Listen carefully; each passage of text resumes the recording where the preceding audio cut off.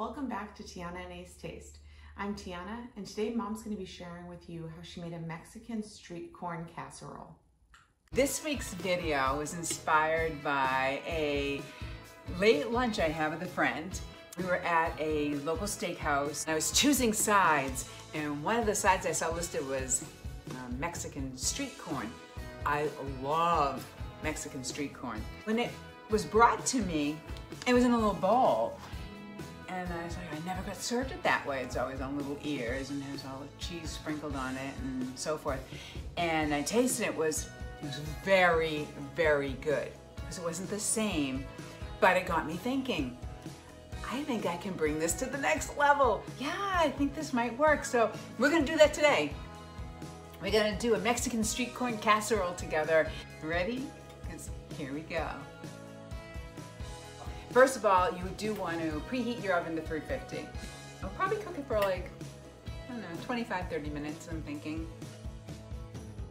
This is the amount of corn that we're going for. I did not have ears of corn, or else I would have roasted and taken it off the ear, because nothing really tastes quite as good as that. But I did have frozen roasted corn. I've had it before, it's very good.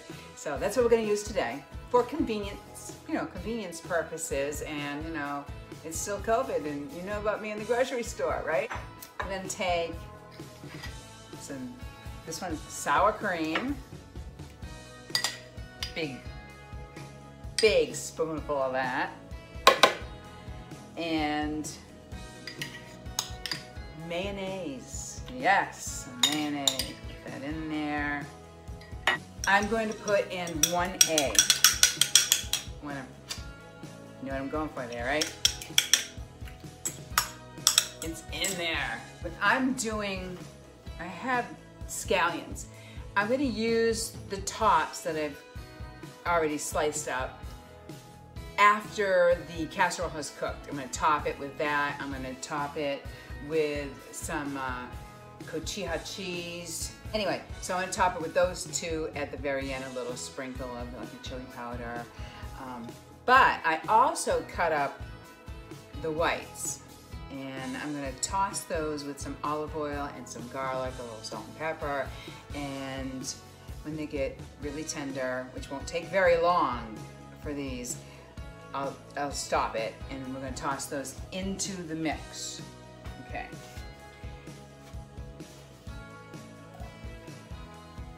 So they are going in the fry pan right now. I'll save these to top for later. Into the mix, I have a fair amount of shredded, this is Monterey Jack cheese. I'm gonna go for a little something here. Mix those around a little bit.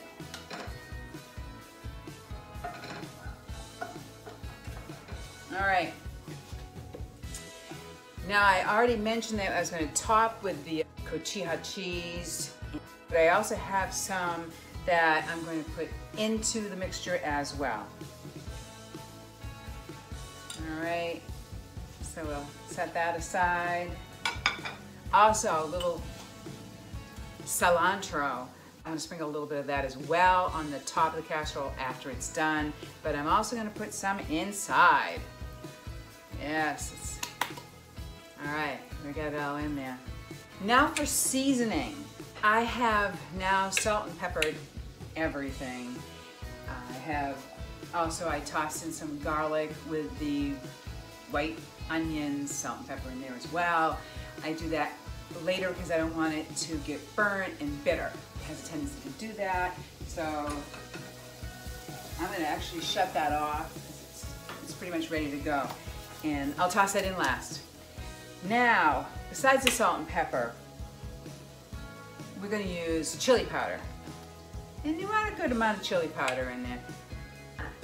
I'm not sure, it's all a judgment call and taste, and since this is an experiment, let's see what I do.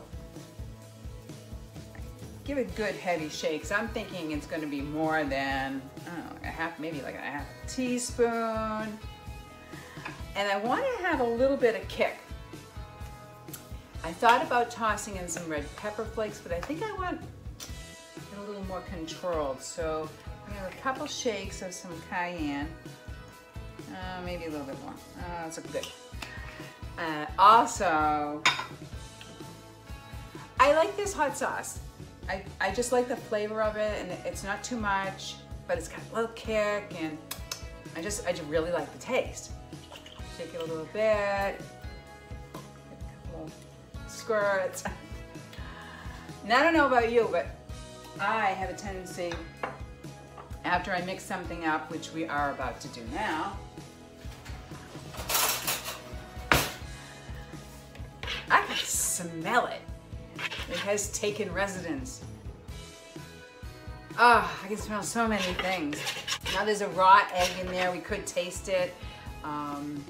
People have different beliefs on that, so I'm not going to tell you to do that, but I might. First, I'm going to toss white onions in with the garlic and all the extra little bits that are there. All right. And again, everything went everywhere. Everything went everywhere. Of course it did, because I'm cooking. I'm going to do that the littlest.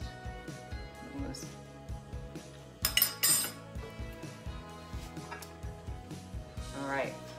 It's got a little bit of kick, which is nice. Flavor's good. I'm going to put a touch more salt. And I'm going to add some more chili powder. And I'll sprinkle that on the top as well after it's done. A little more black pepper. And I think we're good to go. I'm going to add the corn. I'm not going to add it all in just in case. I don't think I have enough to go with it. Looking good to me. I have already greased the dish. This is going to spread pretty thin, so I'm going to keep an eye on it and to see how long it should be in there when it's heated through. Bring it out. So it's going in. Scraping all the goodness around the bowl.